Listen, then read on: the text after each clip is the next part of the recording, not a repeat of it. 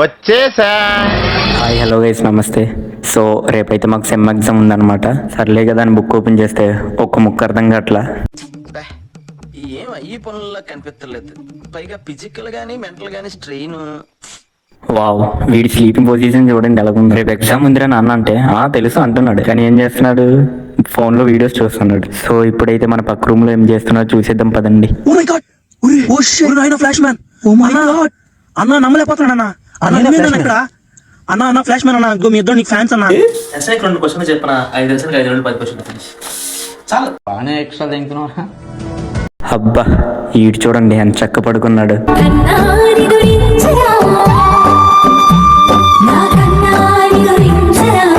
మరి మా ఇంకో ఆనిముత్యం ఏం చేస్తున్నాడో చూసేద్దామా?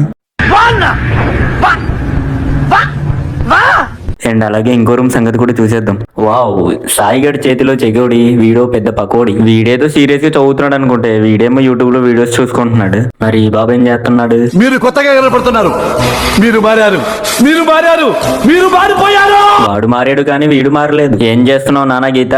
వావ్ సూపర్ రా బిట్టు. Insta scrolling.